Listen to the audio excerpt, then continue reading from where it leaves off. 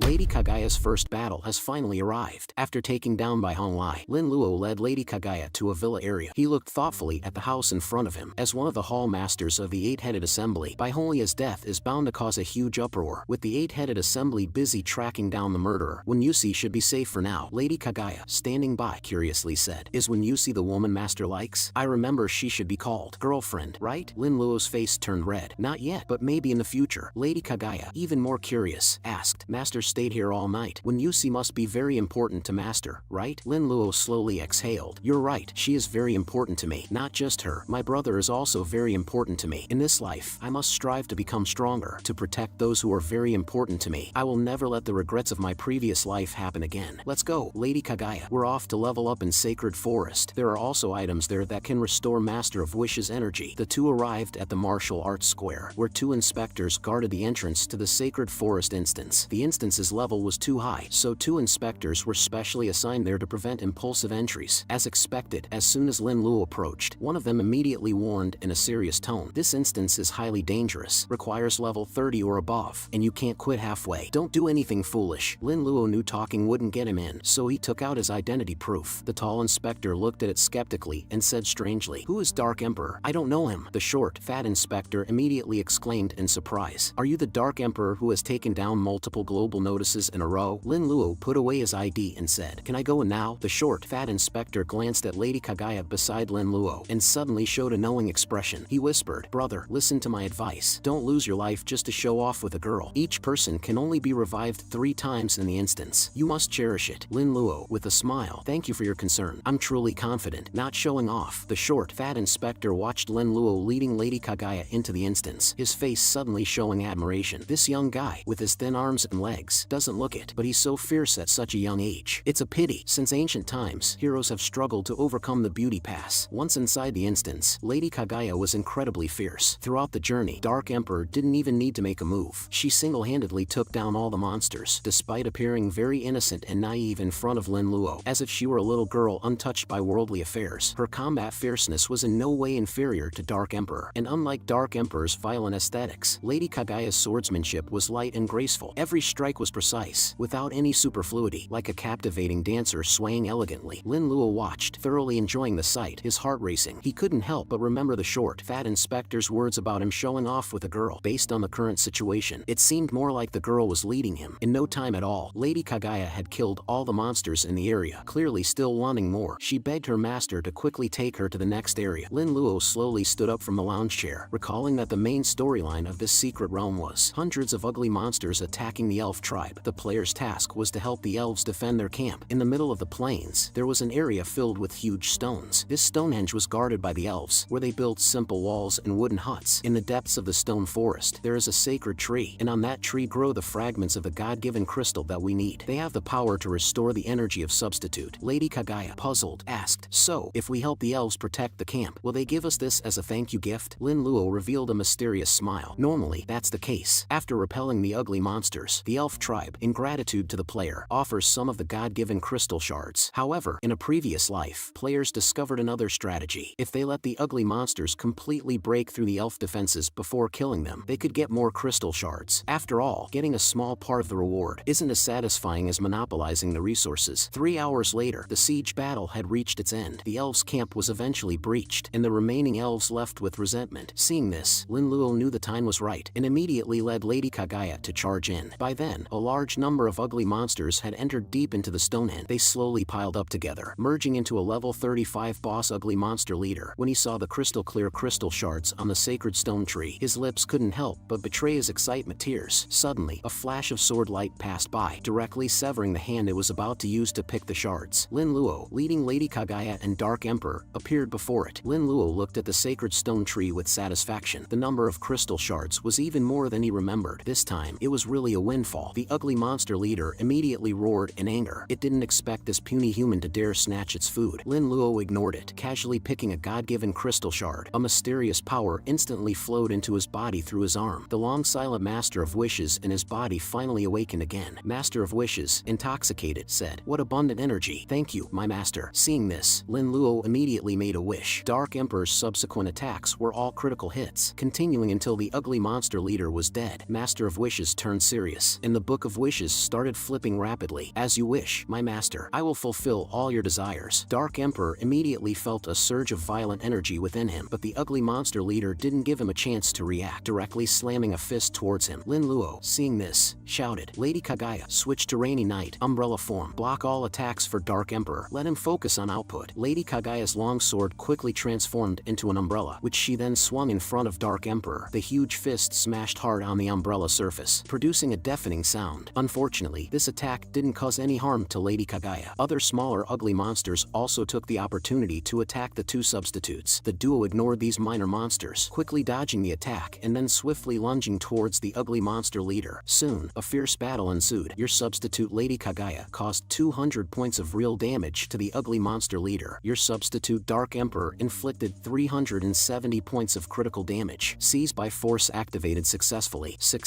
seizing 27,900 points of life. The ugly monster leader was toyed with by the two substitutes, and Dark Emperor permanently seized its life points. Angered, it swung its meteor hammer furiously, temporarily repelling the two substitutes. It then took a deep breath, gathering a powerful energy in its mouth, ready to unleash its strongest move, Destruction Death Ray. Lin Luo, seeing this, was shocked, immediately ordering Lady Kaguya to enter full defense mode. A massive energy beam fiercely struck Lady Kaguya's umbrella, blasting the two back continuously. After the dust settled, Lady Kaguya's black umbrella was surprisingly unbroken. The two substitutes slowly stood up from behind the umbrella. In Rainy Night, umbrella mode, Lady Kaguya's defense instantly rose to 430 points, and as long as the energy wasn't depleted, her life points wouldn't drop at all. Even so, Lin Luo also broke out in a cold sweat at that moment, because although Lady Kaguya didn't suffer any harm from that strike, her energy was at rock bottom, and even Dark Emperor co-defending with her appeared to be energy depleted. Lin Luo, pondering for a moment, immediately plucked a few crystal shards from the sacred stone tree. Dark Emperor instantly felt a continuous replenishment of energy. The ugly monster leader, weakened after releasing its ultimate move, was in a perfect state for a counterattack. Countless fist shadows directly pummeled towards the ugly monster leader's big head. Seize by force activated successfully